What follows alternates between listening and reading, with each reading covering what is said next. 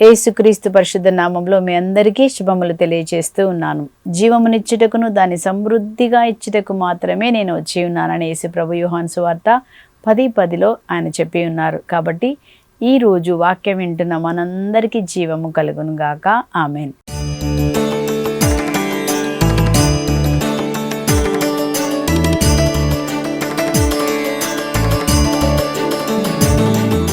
ఈరోజు మనము ధ్యానిస్తున్న అంశము యోహాను సువార్త 6:27 మనం ఈ విధంగా చదువుతున్నాము. యోహాను సువార్త 6:27 మనం ఈ విధంగా చదువుతున్నాము.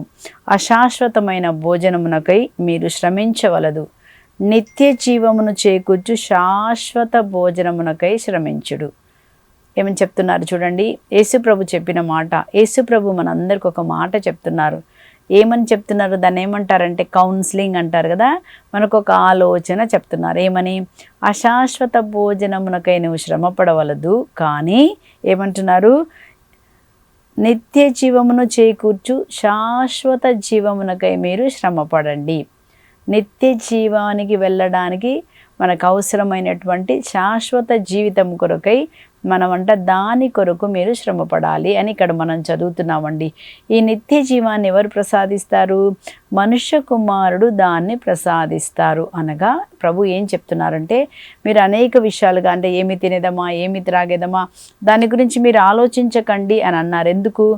దేవుడు వాటన్నిటిని మీకు ఇస్తారు. ముందుగా మీరు దేవుని రాజ్యమును వెదకండి. ఎందుకంటే ఈ లోకము దాని వ్యామోహములన్నీ గతించిపోతాయి. కానీ మనం పరలోకానికి వెళ్ళాలంటే నిత్య జీవమునకై చేకూర్చే శాశ్వత భోజనము కొరకు నీవు శ్రమపడాలా. దేని కొరకు శ్రమపడాలి? ఈ లోకంలో కేవలం ఒక ఇల్లు కొనుక్కోవడానికో, లేకపోతే ఒక కారు కొనుక్కోవడానికి, ఇంకా ధనం సంపాదించడానికో మీరు శ్రమపడకండి. అవన్నీ వ్యర్థమే. కానీ దేనికోసం శ్రమపడాలి? ఈరోజు మనకి ఆ వాక్యం మన కన్నులను తెరిచినుగాక, మనకు ఒక జ్ఞానం వచ్చినుగాక. మనము నిత్య జీవాన్ని చేకూర్చే శాశ్వతమైన దాని కొరకు మీరు శ్రమపడండి అంటున్నారండి. అయితే ఎవరు మనకి ఈ యొక్క నిత్య జీవాన్ని ఇస్తారు? యేసు ప్రభు, మనుష్య కుమారుడు దానిని మీకు ప్రసాదించును అంటే యేసు ప్రభు ఇస్తారు. కాబట్టి మనం ఏం చేయాలి? యేసు ప్రభుని మనము విశ్వసించాలి కదా. సో యేసు ప్రభు ఏమన్నారు? నేనే మార్గం, సత్యం, జీవం, నేను తప్ప, నా ద్వారా తప్ప ఇంకెవరును తండ్రి యొద్దకు వెళ్ళలేరు, పరలోకానికి వెళ్ళలేరంటే మార్గం యేసు ప్రభువే, జీవం యేసు ప్రభువే. కాబట్టి యేసుక్రీస్తు మనకిస్తారు కనుక మనం ఏం చేయాలి? యేసుక్రీస్తును రక్షకుడుగా అంగీకరించాలి. మనందరం యేసుక్రీస్తుని రక్షకుడుగా అంగీకరించాము కాబట్టి బ్యాప్టిజం తీసుకున్నాం కదండి. బాప్టిజం దేనికి గుర్తు అంటే, యేసయ్య నేను నా సొంత రక్షకుడుగా అంగీకరిస్తున్నాను, నీవే నాకు దేవుడవు కదా అని చెప్పి మనం ఏం చేశాము? అందరము యేసు ప్రభుని రక్షకుడిగా అంగీకరించాం. ఎప్పుడైతే యేసు ప్రభుని రక్షకుడుగా అంగీకరించినప్పుడు ఆయన మనకేమిస్తారు? నిత్య జీవాన్ని ఇస్తారని మనం చదువుతున్నామండి. నిత్య జీవాన్ని ఎవరిస్తారు? యేసు ప్రభు మనకి నిత్య జీవాన్ని ఆయన ప్రసాదిస్తారు కనుక మనం ఆ నిత్య జీవాని కోసం మీరు పాటుపడండి అంటున్నారు. కాబట్టి ఈరోజు మనము నిత్య జీవమునిచ్చేటువంటి శాశ్వత దేని కొరకు మనం శ్రమపడాలి? నిత్య జీవము కొరకు అంటే ఏమేమి మనకు నిత్య జీవాన్ని ఇస్తాయి, వాటి కొరకు మనము శ్రమ పడదాం. ముందుగా మనం చూస్తున్నాము నిత్య జీవం మనకు ఎలా వస్తుందంటే, యేసుక్రీస్తునందు విశ్వాసం ఉంచుట వలన మనకి నిత్య జీవము దొరుకును అని యోహాను సువార్త 11 అక్కడ మనం చూసినప్పుడు యేసు ప్రభు ఈ విధంగా చెప్తున్నారు.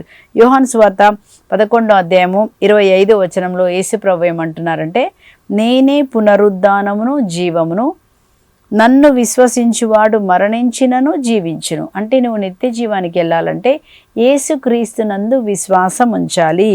జీవముండగా నన్ను విశ్వసించు ప్రతివాడు ఎన్నటికి మరణము చవి చూడవు. ఏమంటున్నారు?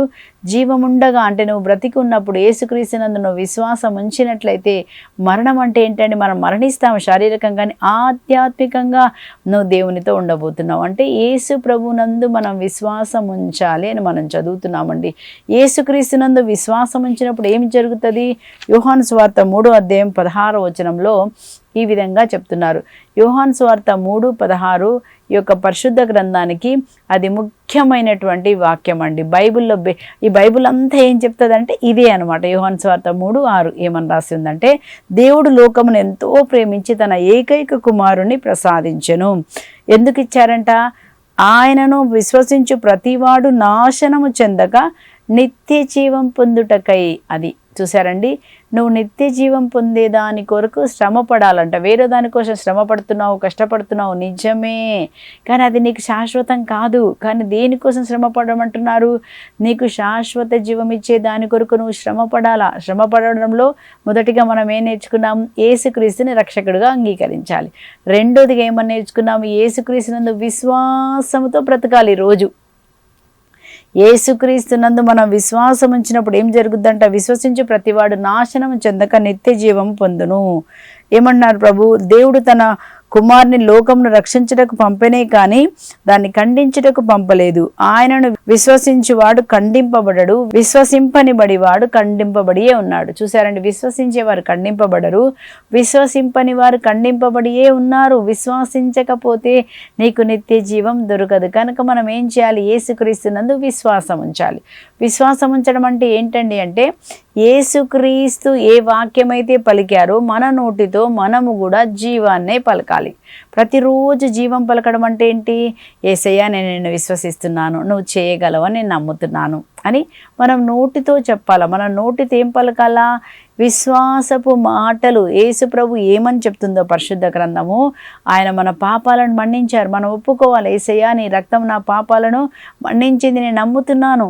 యేసయ్యా, నువ్వు నా కోసం సిలువలో మరణించిన అప్పు సమస్య కొట్టివేశావు, నేను నమ్ముతున్నాను అని మన విశ్వాసాన్ని ప్రతిరోజు విశ్వాసపు మాటలు మాట్లాడడమే విశ్వసించడం. అందుకే యేసు ప్రభు ఏమన్నారంటే, యోహాను సువార్త 7వ అధ్యాయం 37వ వచనంలో అక్కడ మనం ఏం చదువుతున్నామంటే, యోహాను సువార్త 7వ అధ్యాయంలో 37, 38లో, ఎవడైనను దప్పిక కొన్నచో నా దగ్గరకు వచ్చి దప్పిక తీర్చుకొనును గాక. ఏ దప్పిక గురించి మాట్లాడుతున్నారండి? మామూలు నీళ్ళు కాదండి. ఏం దప్పిక? ఒకవేళ ఇది జీవితంలో అలసిపోయినామేమో కదా, అలసిపోయిన వారికి కదా వండి నీరు కావాలా కదా. సో టయర్డ్ అయిపోయామేమో, నీళ్ళు కావాలి, తాగాలనిపిస్తుంది. అయితే ఇక్కడ మానసికంగా అలసిపోయి నీ జీవితంలో ఏమీ జరగకలేక అలసిపోయి ఎండిపోయిన జీవితంలాగా ఉన్నప్పుడు అంట ఏం చేయాలంట? ఎవరైనా దప్పిక కొన్నవాడు నా దగ్గరకు వస్తే వారి దప్పిక తీర్చబడును. దేవుడు అంటున్నాడు వాళ్ళని మళ్ళీ ఆయన ఏం చేస్తారంట? ఆయన దప్పిక తీరుస్తారంట. ఏమంటున్నారు చూడండి, లేఖనంలో చెప్పబడినట్టుగా నన్ను విశ్వసించు వారి అంతరంగం నుంచి జీవజల నదులు. ఏం జీవజల నదులు ప్రవహించాలి?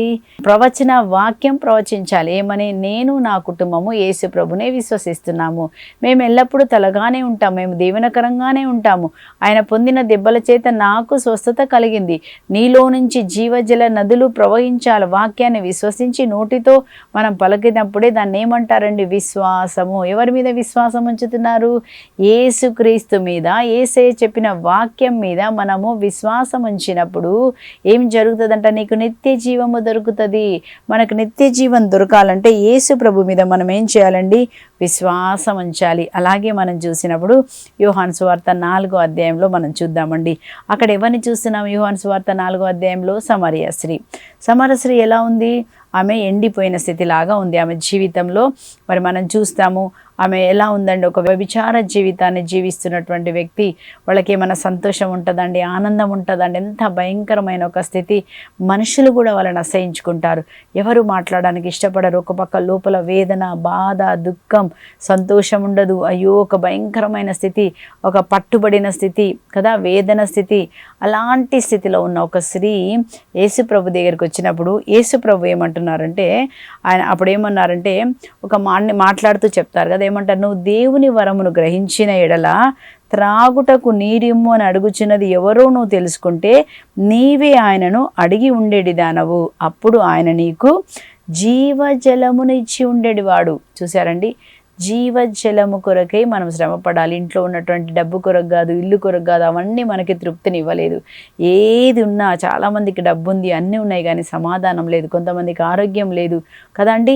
కొంతమంది పిల్లల విషయం వల్ల అన్నీ డబ్బు ఉంది, కానీ పిల్లలు చెడు ప్రవర్తనలో ఉన్నారు. అవి ఏం చేస్తుంది? ఏం చేయలేదు. కాబట్టి ప్రభు అంటున్నారు, మీరు నిత్య జీవానికి చేకూర్చే శాశ్వత భోజనమునకై శ్రమపడండి.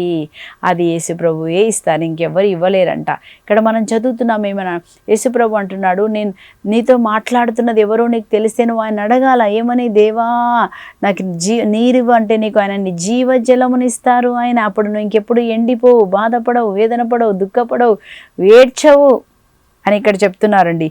నువ్వు ఆయనని జీవజలము ఆయనకి ఇచ్చి ఉండేటివారు అని చెప్పినప్పుడు ఇంకా ఏమన్నాడు యేసు ప్రభు చూడండి, ఈ నీటిని త్రాగువాడు మళ్ళీ దప్పిక కొంటారు. మళ్ళీ దప్పిక కొంటాం ఈ లోకంలో. ఏ నీరు, ఒకవేళ ఒక ఉద్యోగం వచ్చింది, లేకపోతే ఇంకొక ఇల్లు కొన్నావు, అయినా నీవు ఇంకా వేదనలోనే ఉంటావు, బాధలోనే ఉంటావు, దుఃఖంలోనే ఉంటావు. కానీ నువ్వు ఎప్పుడు దుఃఖం లేకుండా సంతోషంగా ఆనందంగా ఉండాలంటే ఏం చేయాలంట? యేసుప్రభు ఏమన్నారంటే, నేను ఇచ్చే నీటిని త్రాగువాడు ఎన్నటికి దప్పిక కొనడు. ఇంకా ఏం జరుగుద్దంట? నేనిచ్చే నీరు వాని యందు నిత్య జీవమునకై ఊరడే నీటి బుగ్గ. ఎలా ఉంటుందంటండి? నేను నిత్య జీవానికి చేర్చేటువంటి నీటి బుగ్గగా నువ్వు మారుతావు. ఇక్కడ ఏమని చదువుతున్నారంటే, ఆ నీరు దేనికి గుర్తుగా ఉందని ఇక్కడ చెప్తున్నారంటే, యేసు ప్రభు పొందబోవే ఆత్మ గురించి మాట్లాడుతున్నారు, కుమ్మరించబడే ఆత్మ గురించి మాట్లాడుతున్నారు. అంటే ఈరోజు మనలో ఉన్నటువంటి ఎండినతనం పోవాలంటే యేసు ప్రభు రావాలి. యేసు ప్రభునందు మనం విశ్వాసం ఉంచాలి. మూడోదిగా ఏం నేర్చుకున్నాము? దేవుని యొక్క మాటలు నోటితో, వాక్యాన్ని నోటితో పలికినప్పుడు జీవము నీలో ప్రవహిస్తుంది, స్వస్థత నీలో ప్రవహిస్తుంది కదండి. ఇంకా ఐదోదిగా మనం ఏం నేర్చుకుంటున్నాము? పరిశుద్ధాత్మను మనం పొందుకున్నప్పుడు పరిశుద్ధాత్మ ద్వారా నీకు జీవము కలుగుతుంది. కాబట్టి నిత్య జీవమునకై ఏం చేయాలంట? చేకూర్చే శాశ్వత భోజనము కొరకు మీరు కష్టపడాలి. అంటే పరిశుద్ధాత్మ పొందుకోవడానికి నీవు నేను కష్టపడాలి. కష్టపడడం అంటే ఎలా కష్టపడాలండి? పరిశుద్ధాత్మ ఎప్పుడు ఇస్తారు? మనం ప్రార్థన చేసినప్పుడు పరిశుద్ధాత్మను మనం పొందుకుంటామని అపోస్తుల కార్యం 1:14 మనం చూస్తున్నాము. యేసుప్రభు వాళ్ళకి చెప్పారు, ఏమన్నారు? మీరు వెళ్ళి యెరూషలేమును విడిచి వెళ్ళక తండ్రి చేసిన వాగ్దానం కొరకు మీరు వేచి ఉండండి అని చెప్పినప్పుడు వాళ్ళు ఏం చేశారు? విశ్వసించి ఎడతెగక వాళ్ళు ప్రార్థన చేస్తున్నారంట. మరియ తల్లితో పాటు శిష్యులందరూ ఎడతెగక వారు ప్రార్థన చేస్తున్నారు. అప్పుడు ఏం జరిగిందండి? పరలోకం తెరవబడి పరిశుద్ధాత్మ వారిపైన అగ్ని జ్వాలల వల్లే దిగి వచ్చినట్టుగా మనం చూస్తున్నాం. వారి జీవితాలు మార్చబడ్డా మనం చూస్తున్నాం. ఈ లోక కన్నులు మూసివేసి పరిశుద్ధాత్మ ఆత్మీయ కనులు వారు తెరవబడడం మనం చూసినాం. బలమైన ఆత్మ కార్యాలు వాళ్ళ ద్వారా జరగడం మనం చూసాం. దురాత్మ అంధకార శక్తులు వాళ్ళ ఒక్క మాట చెప్పినప్పుడు దురాత్మలు పారిపోవడం చూసాం. పౌలు గారి కర్చీఫ్ కూడా దురాత్మను వెళ్ళగొట్టింది. అలాంటి దాని కొరకు మీరు శ్రమపడండి. దేవుని రాజ్యము కొరకు పరిశుద్ధాత్మను పొందుకోవడానికి మీరు శ్రమపడండి. వాళ్ళు ఎలా శ్రమపడ్డారు? కంటిన్యూస్గా ఉదయం సాయంత్రం అక్కడి నుంచి కదలలేదంటండి. వాళ్ళు ఏం చేస్తున్నారు? దాహంతో పరిశుద్ధాత్మ ఒకటి అడిగారంట, ఏక మనస్సుతో. వేరే కోరికలు ఏమి కోరలేదు. నాకు అది ఇవ్వండి, నాకు ఇది ఇవ్వండి అడగలేదండి. ఒక దాహము కలిగి మనం చూస్తాము. యెషయా గ్రంథం 44 3వ వచనంలో ఏమని ఉంటుందంటే, దాహము కొన్న నేలపైన నేను నీళ్లను కుమ్మరిస్తాను. ఎవరైతే దప్పిక కొని దేవా నాకు నీ పరిశుద్ధాత్మని ఇవ్వండి అని అడిగినప్పుడు లూకా సువార్త 11:3 కూడా మనం చదువుతాం. తండ్రి తన అడుగు వారికి ఇంకా ఎంతగా పరిశుద్ధాత్మనిస్తారు. ఆ పరిశుద్ధాత్మ ద్వారా కార్యాలు జరుగుతాయి. పరిశుద్ధాత్మ మనల్ని ఏం చేస్తారండి? తండ్రి పరలోకానికి తీసుకెళ్తారు. పరిశుద్ధాత్మయే మనకి కనెక్షన్, పరలోకానికి భూలోకానికి. తండ్రి అని మనం ఎలా పిలవగలుగుతున్నాము అంటే పరిశుద్ధాత్మ ద్వారానే. అందుకే నికోదేముతో యేసు ప్రభు అంటారు కదా, ఏమంటారు? ఒకడు మరలా నీటి వలన ఆత్మ వలన నువ్వు జీవించితేనే తప్ప పరలోక రాజ్యానికి వెళ్ళవు. అంటే నువ్వు నిత్య జీవానికి చేకూర్చే దాని కొరకు నువ్వు శ్రమపడాలి. నిత్య జీవం ఏం చేకూరుస్తుంది? పరిశుద్ధాత్మ. ఏం జరుగుతుంది? నీటి వలన ఆత్మ వలన ఒకరు మరలా జన్మించితేనే తప్ప పరలోక రాజ్యానికి నువ్వు వెళ్ళలేవు. అంటే నువ్వు ఆత్మతో నింపబడాలి. ఆత్మతో నింపబడడానికి ఏం చేయాలి? ప్రార్థనలో నువ్వు గడపాలి, ఆ వర్క్ చేయాలి, దాని కొరకు శ్రమపడాలి. పరిశుద్ధాత్మ పొందుకోవడానికి శ్రమపడాలి. శ్రమపడ్డప్పుడు మాత్రమే కార్యాలు జరుగుతాయండి. ఎప్పుడు ఫాదర్ సిరిల్ గారు చెప్తూ ఉంటారు కదా, తను పరిశుద్ధాత్మ పొందుకోవడానికి మొదట్లో ఆయన ముత్తంగికి వచ్చినప్పుడు ఏం చేశారంట? 40 రోజులు ఏం తినకుండా వారు ఉపవాసం ఉండి కన్నీటితో ఎవ్వరికీ తెలియకుండా ఉపవాసం ఉండి ప్రార్థన చేసుకున్నారు. అప్పుడు దేవుడు బలంగా అతన్ని అభిషేకించారు. ఇప్పుడు వాడబడ్డ మనం చూస్తున్నామండి. అలాగే అందరు గురువులను మనం చూసినప్పుడు ఫాదర్ క్రీస్తు గారు ఉండొచ్చు, బెన్నీ ఫాదర్ ఉండొచ్చు, అందరు గురువులు, పోటా ఫాదర్లు, దివ్య వాళ్ళు ఎంతమంది ఫాదర్లు మన గురువులు అందరు కదండి. ఒక్కొక్కరు ఎంత అభిషేకంతో వాక్యాన్ని బోధిస్తున్నారు. దివ్యవాణిలో కదండి. ఇవన్నీ ఆత్మకార్యాలే కదా. ఇంతగా వాళ్ళకి ఎలా దొరికింది అంటే వాళ్ళు తమ జీవితాన్ని అర్పించి లోకాన్ని వదిలిపెట్టి దేవుడి దగ్గర ఏం చేస్తున్నారు, తాము సమర్పించుకొని ప్రార్థన చేసినప్పుడు పరిశుద్ధాత్మ మనకి ఇవ్వబడుతుంది అని మనం చూస్తున్నాం. కాబట్టి పరిశుద్ధాత్మ మనకు రావాలంటే మనం ఏం చేయాలంటే దేవుని దగ్గర మనం సమర్పించుకొని పరిశుద్ధాత్మ కొరకు మనం వేచి ఉండి మనల్ని పరిశుద్ధపరుచుకున్నప్పుడు దేవుడు తన పరిశుద్ధాత్మనిస్తారు. దీని కొరకు మీరు శ్రమపడండి. శ్రమ పడాలి అని ఉందండి. పరిశుద్ధాత్మ పొందుకోవాలంటే మనం ఏం చేయాలి, మన శరీరాన్ని సజీవ యాగముగా దేవునికి సమర్పించాలి. అప్పుడు ఏం జరుగుతుంది, పరిశుద్ధాత్మను మనము పొందుకోగలుగుతాము కదా. మనం చదువుతాము. కాబట్టి మనము పరిశుద్ధాత్మను పొందుకోవాలంటే మనము మన శరీరాన్ని సజీవ యాగముగా ప్రభునికి మనము సమర్పించాలి. దాని ద్వారా దీని కొరకు మీరు శ్రమపడండి అంటున్నారు. దేని కొరకు శ్రమ పడాలండి, పరిశుద్ధాత్మ వచ్చినప్పుడు మనకి ఫలములు వరములు 2 ఇస్తారు. అన్నిటికంటే ఫలం ముఖ్యం కదా. దేనికోసం శ్రమ పడాలి, ప్రేమ కొరకు. ప్రేమ కదా, కనికరము, దయ, మంచితనము, దయాలత్వము, సమాధానము, ఆశా నిగ్రహము, ఇవన్నీ కూడా మనకు అవసరం. వీటి కొరకు మనం ఏం చేయాలంటే ప్రయాసపడాలి. అందరితో సమాధానం ఉండడానికి, అందరినీ ప్రేమించడానికి. దేవాని ప్రేమ నా హృదయంలో పోయమన్నప్పుడు పరిశుద్ధాత్మయే రోమా 5:5 ప్రకారము తన ప్రేమను మన హృదయంలో కుమరిస్తారు. మన బలహీనతలో మనకు బలహీనంగా ఉన్నప్పుడు ఎలా ప్రార్థన చేయాలో తెలియనప్పుడు పరిశుద్ధాత్మ మన కొరకు ప్రార్థన చేస్తారు. రోమా 8:26లో. అంటే పరిశుద్ధాత్మ మనం కాపాడుకోవాలి. పరిశుద్ధాత్మ మీద మనము ఆధారపడాలి. అప్పుడు పరిశుద్ధాత్మ నీకు నిత్య జీవాన్ని ప్రసాదిస్తారు. కాబట్టి అశాశ్వతమైన భోజనముకై మీరు శ్రమపడకండి. శాశ్వతమైన భోజనము అనగా నిత్య జీవాన్ని చేకూర్చే శాశ్వత భోజనము కొరకు మీరు శ్రమపడండి. దేని కొరకు శ్రమపడాలి, పరిశుద్ధాత్మ కొరకు మనం శ్రమపడాలి కదండి. దేవుని యందు విశ్వాసం ఉంచడానికి, నోటితో జీవపు మాటలు మాడడానికి శ్రమపడాలి. అలాగే మనం చూస్తున్నాము. తర్వాత మనం చూసినప్పుడు దేవుని యొక్క వాక్యము ద్వారా మనకి జీవము కలుగుతుంది. అంటే దేవుని వాక్యము మనం చదువుతాము. యోహాను సువార్త 6:63లో నా మాటలు ఆత్మయు జీవమునైనవి. కాబట్టి దేవుని వాక్యము మనకేమిస్తుందంట, మనకి జీవముగా మారుతుంది. అంటే ఈ వాక్యం మనం చదివినప్పుడు ఈ వాక్యం మనలో ఏం కలగజేస్తుంది, నువ్వు పడిపోయిన నిన్ను బలము కలగజేస్తుందని. కీర్తన 119 చదవండి. దేవుని వాక్యం గురించి ఎంత చక్కగా, కీర్తనలో పెద్ద కీర్తన అదే కదా. దేని గురించింది అది, వాక్యం గురించి. వాక్యము ఎండిన ఎముకలకు జీవమిచ్చును, నీ వాక్యము నా పాదములకు దీపముగా ఉండును, నీ వాక్యము తెలివి లేని వారికి తెలివినిస్తాయి.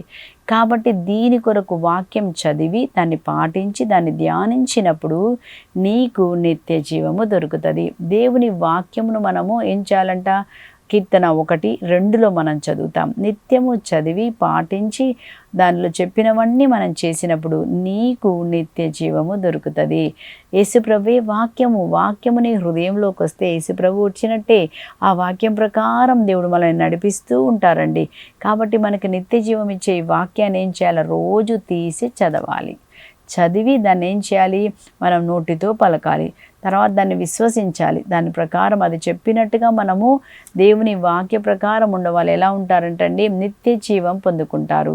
కానీ ఎవరైతే దేవుని వాక్య ప్రకారం ఉండరో బుద్ధిహీనుడు అని రాయబడి ఉంటుందండి కదా. వాళ్ళు కూలిపోతారు, వాళ్ళకి నిత్య జీవం దొరకదు. దేవుని వాక్యం నీకు జీవాన్ని ప్రసాదిస్తుంది. 7వదిగా మనం చూసినాము. మరి మనము నిత్య జీవం పొందాలంటే దేనికోసం శ్రమపడాలంటే మన మనసు దేవుని మీద, పరలోక సంబంధమైన వాటి మీద నీ మనసు ఉంచుకున్నప్పుడు నీవు నిత్య జీవం పొందుకుంటావని కొలొస్సీలకు రాసిన లేఖ 3వ అధ్యాయంలో మనం ఈ విధంగా చదువుతున్నాము. 3వ అధ్యాయము 2వ వచనం ఇలా చూస్తున్నామండి. మీరు మీ మనసులను ఇచ్చట భూమిపై గల వస్తువుల మీద కాక అచ్చట పరలోకమందున్న వస్తువుల మీద మీ యొక్క మనసును పెట్టుకోండి.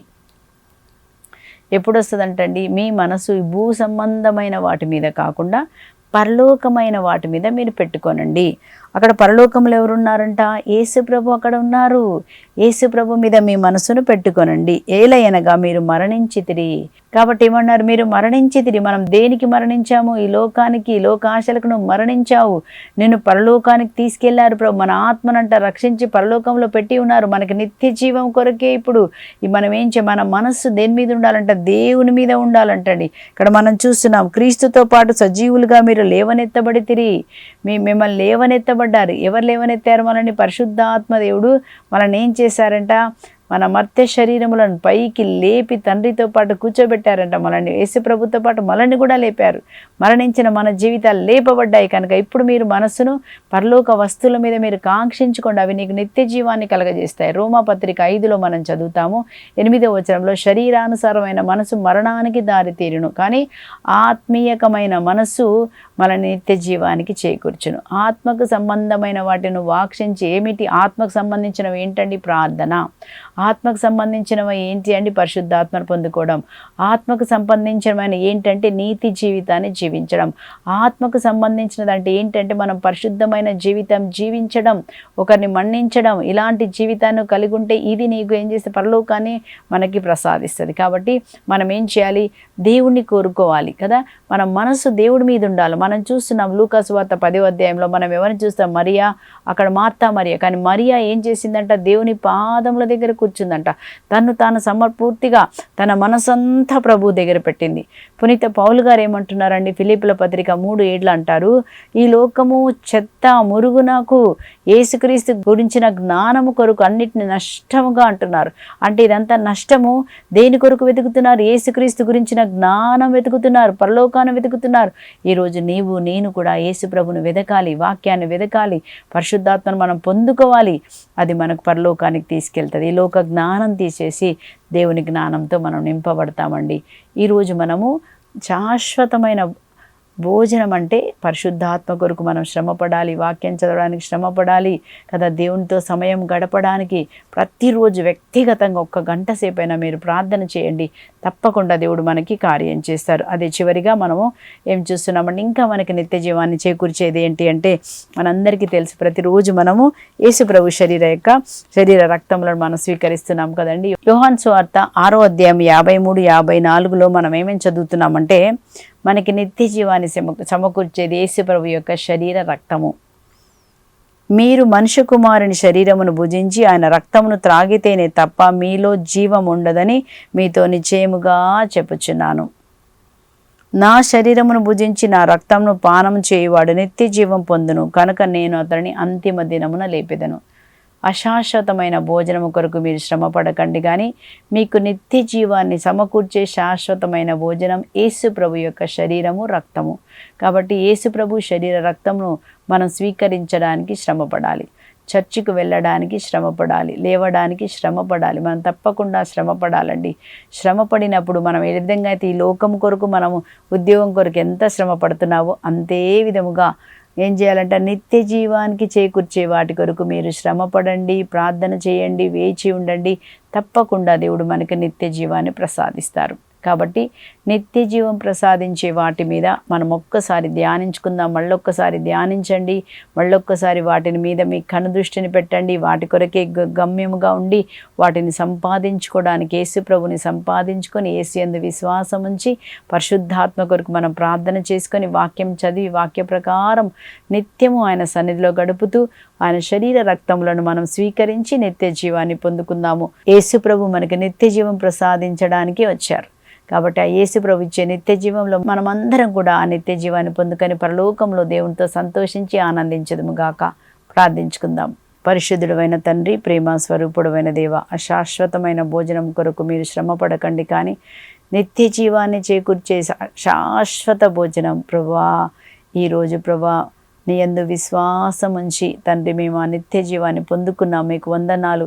ఇంకా ప్రభా ఈ నిత్య జీవం కొనసాగించడానికి మమ్మల్ని అందరినీ మరొక్కసారి ప్రభా పరిశుద్ధ ఆత్మతో ఇంకా లోతుగా నడిపించండి. వాక్యాన్ని ధ్యానించి నోటితో పలికి విశ్వాసంతో మేము మా విశ్వాస జీవితాన్ని నీ యందు గల విశ్వాస జీవితాన్ని కొనసాగించుటకు ప్రతి బిడ్డను అభిషేకించండి. ప్రతిరోజు నీ శరీర రక్తంలో మేము తీసుకుంటుండగా మాకు జీవముగా మారి ప్రభా నీతో పాటు పరలోకంలో ఉండే కృపను మా అందరికీ దయచేయమని యేసుక్రీస్తు అతి పరిశుద్ధ నామం పేరిట అన్నీ అడిగి పొందుకొని ఉన్నాం పరలోకపు తండ్రి. Amen, amen. దేవుడు మీ అందరినీ దీవించును గాక. ఆమెన్. Praise the lord.